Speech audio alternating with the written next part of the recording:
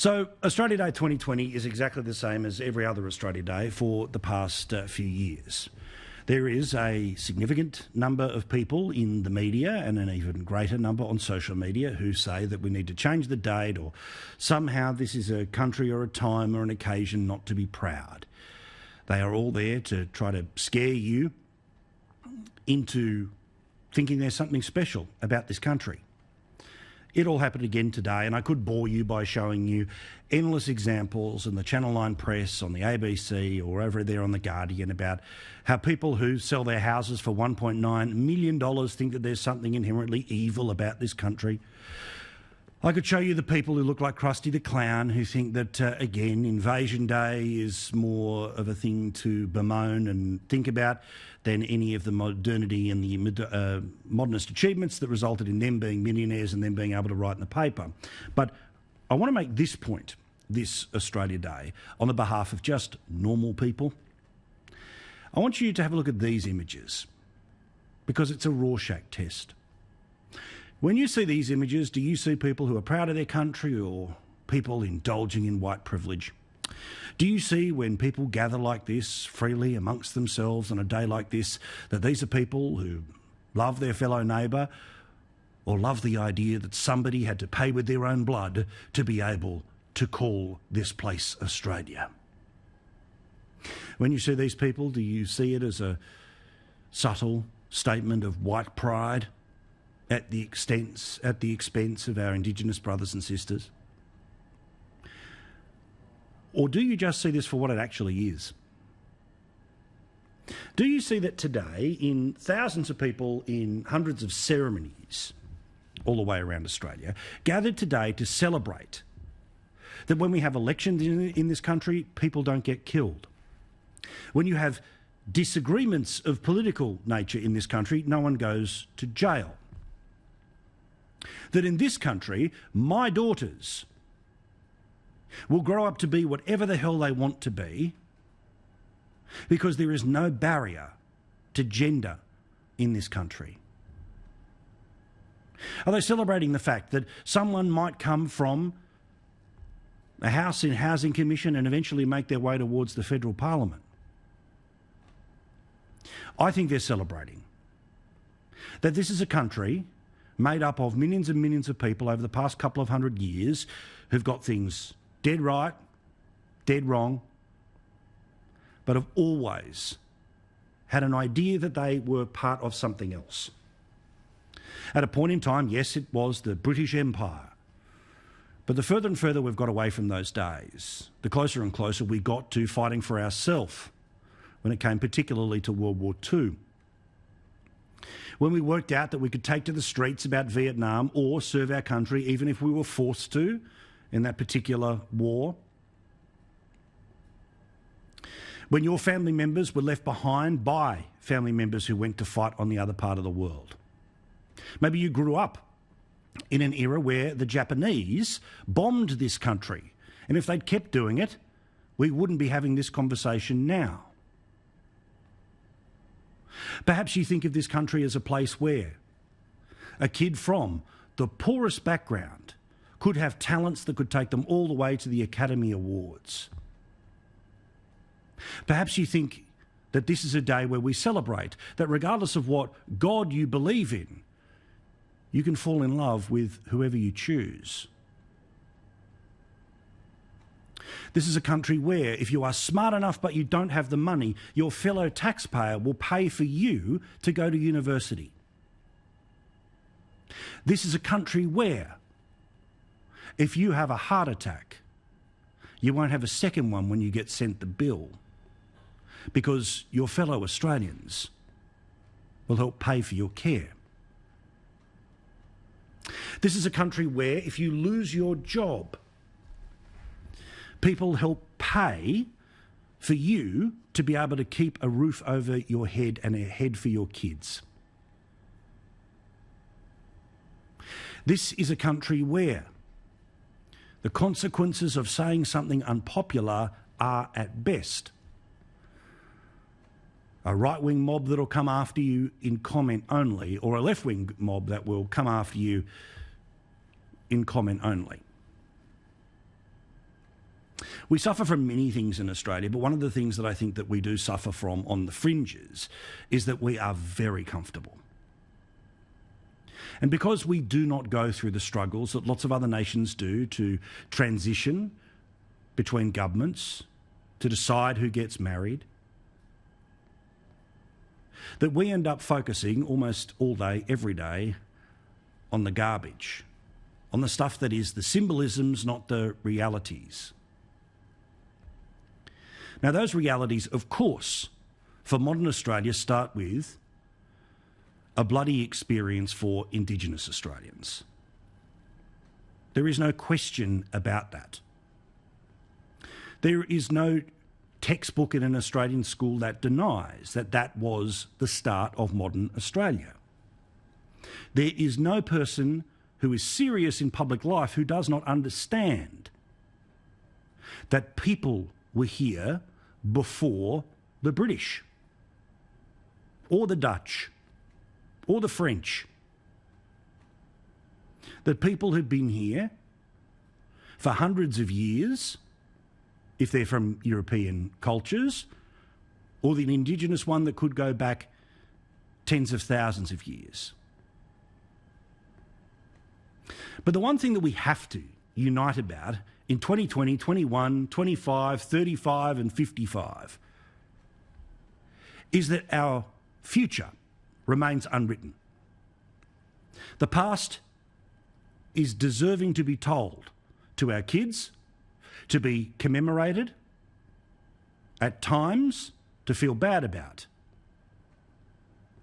But the many sacrifices that have happened from all types of people can't be forgotten, can't be washed away. We can't suggest that one person's tragedy is more profound than another person's tragedy.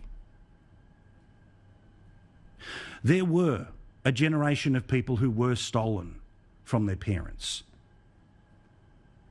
But that generation was both black and white.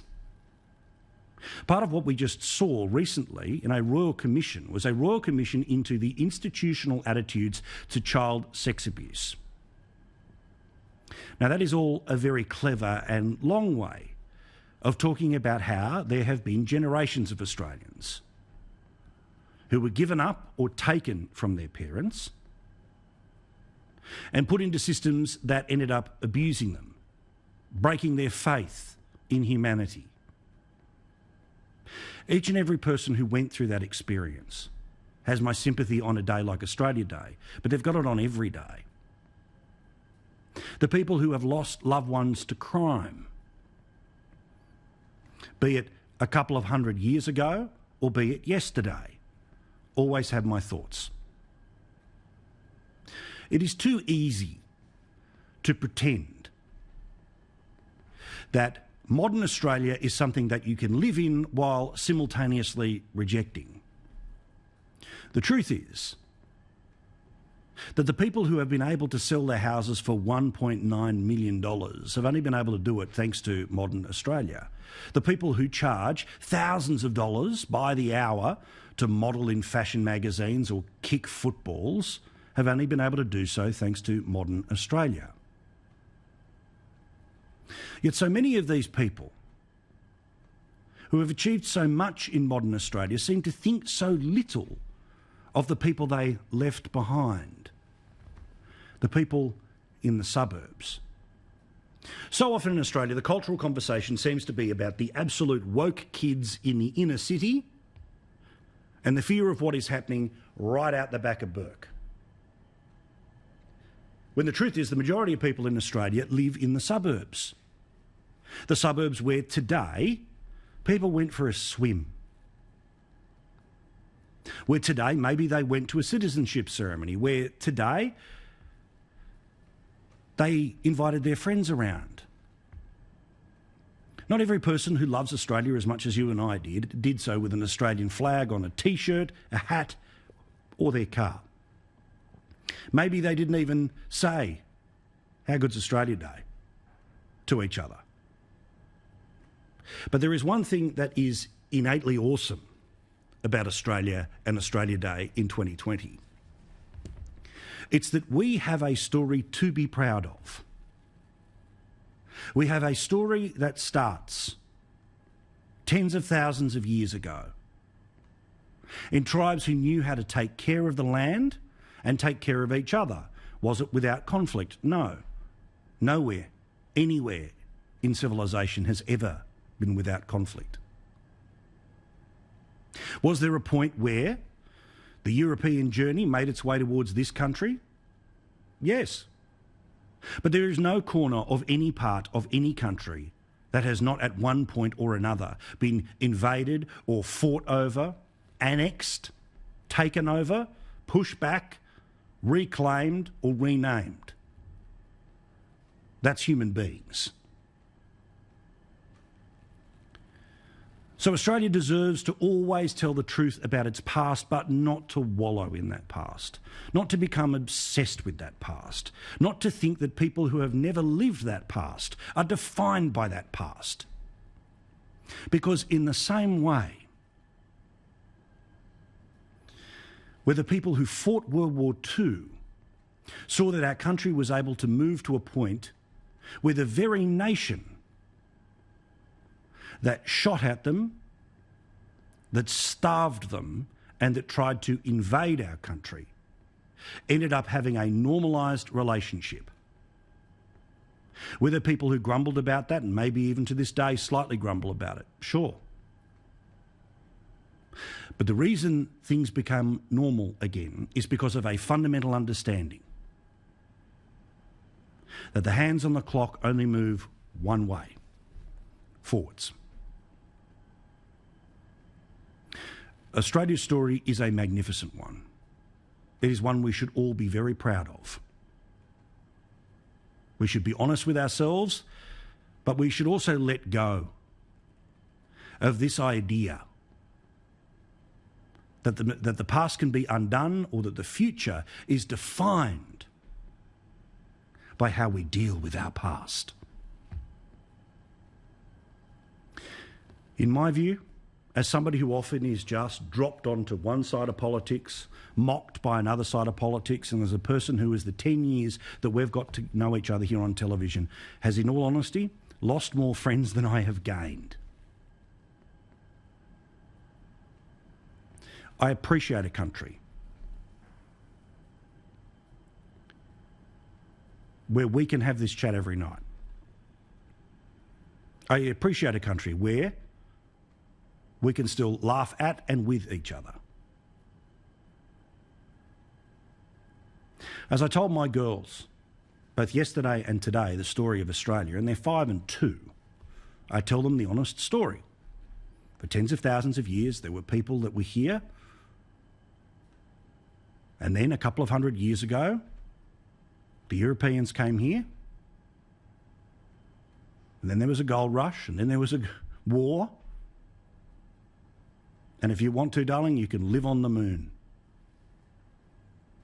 But never doubt that you are an Australian, a person who has every right to be proud of who they are and where they came from. Because those little girls come from a family that has had its fair share of heartache, be it immediately or generations past when it comes to war. Every family history has got its problems, and every family history has the part that we wish didn't happen. But part of the joy of the family tree is that the tree doesn't die, that it keeps growing, that it gets stronger. And that's what I hope for our country in 2020 and beyond.